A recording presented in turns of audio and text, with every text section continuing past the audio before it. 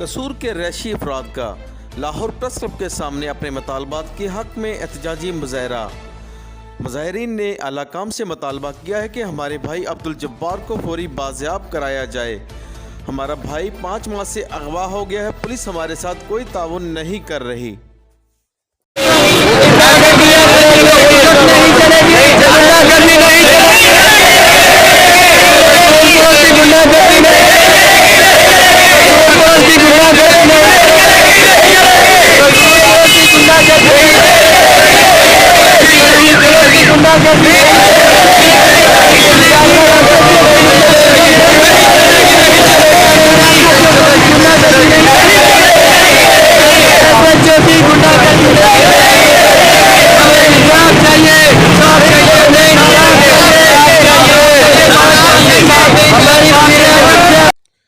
City one news से गुफ्तगू करते हुए मुजाहिरीन ने कहा कि हम आला काम से मुतालबा करते हैं कि हमारे अगवा होने वाले भाई को फौरी बाजियाब कराया जाए।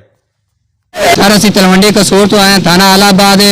साडा भाई ईद वड्डी ईद तो 10 दिन पहले 10/7/2021 ਨੂੰ अगवा ਹੁੰਦਾ, पैसे लैन जाता है, उस तो बाद वापस नहीं आता क्योंकि साढ़े नाल पुलिस ने तामन ना कोई CDR कढ़वा के दिती, ना मोबाइल ट्रेस ते ला के दिता है। सारे काम असी आप किए ने, जिन्ने मशकूक बंदे ने असी वहाए गए ने। बार बार असी IG साहब के दफ्तर पेश होए हैं, DPO से पेश होए हैं, होर मैं वजीर आला कंप्लेंट सैल से पेश होए हैं। असी बार बार हर जगह तो पेश होए, जो कितने पेश होने है देखो जी वजीर आला कंप्लेंट सैल से पेश होए हैं, IG से पेश होए हैं, DPO से बार बार पेश होए हैं, हर जगह से देखो जी असी हर जगह से पेश होए हैं। लेकिन एक जिस टाइम कितों कोई शिफा असी उत्ते जाने उस टाइम ना फड़ियो, जिस टाइम असी उत्ते जाने उस टाइम बंदे बरामद लै आते हैं। उस तो बाद रात में बंदे जोड़े छड़ते हैं। आप जीरे वाला कंप्लेंट सैल से की इन्हें उत्थे भी मतलब कि टाल बाल दिता। हर जगह से जोड़ा ना मौके पर कार्रवाई करते, उस तो बाद बंद मुतलका SHO जोड़ा आता वो दूसरे को कह जाता है ये मिली भुगत होए खड़े ने, रिश्वत लैके ये पैसे लैके एक दूसरे नाल लगे खड़े ने। ये मुंडे ने बाजियां 81 दी गोलियां मुलजमान ने बरामद दे दी, मोटरसाइकिल की निशानदेही बरामद दे दी है। उन्हें इकरार कर लिया, कैरी डब्बे के पा के लै गया, बन के कैरी डब्बे मैं मोटरसाइकिल टलन चला गया। हर सबूत उन्हें वाजा देते हैं। SHO जोड़ा वो मतलब कि मिली भुगत होया खड़ा 3 महीने हो गए ने, यासर SHO नूं 5 महीने साढ़े भाई ने हो गए ने, कोई सुनवाई नहीं हो रही, कोई साढ़े नाल मदद नहीं। इतों तक असी CDR लोकेशन मोबाइल ट्रेस हर काम असी आप किया है। हर जगह से जिथे रेट की असी पुलिस को पैसे दिते ने, हर जगह से जिथे गए असी गड्डी च तेल पाए ने, हर काम किया है। असी पुलिस नाल पूरा तामन किया कि पुलिस ने असी जनाब साडे वज़ीर आज़म इमरान खान, वज़ीर आला उस्मान बुज़दार, चीफ जस्टिस, वज़ीर आला कंप्लेंट साहब, मतलब कि जितने भी हैं ने मतलब कि बड़े अफसरान साडे उतला इमरान खान, अल्लाह पाक ने सानू एक लीडर बहुत अच्छा दिता है। असी हाथ जोड़ के अपील करने कि अल्लाह पाक ने सानू बहुत अच्छा लीडर दिता है।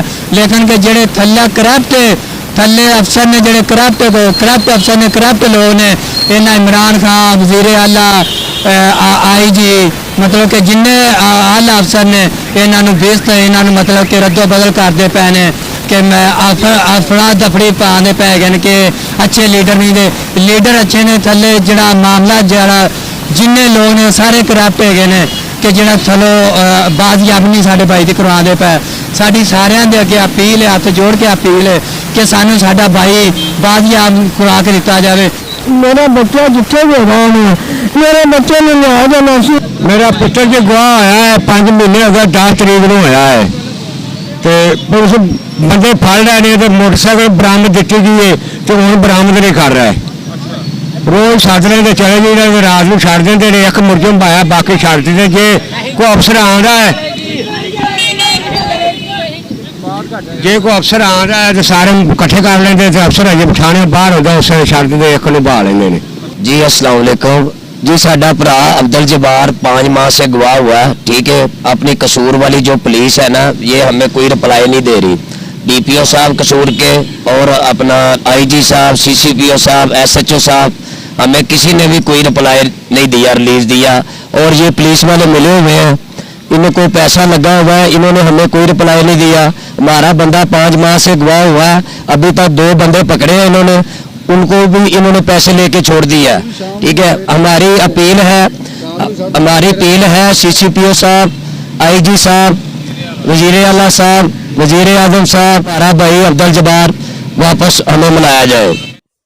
कैमरामैन फरहान शेख के साथ अरशद अंसारी, City 1 न्यूज़, लाहौर।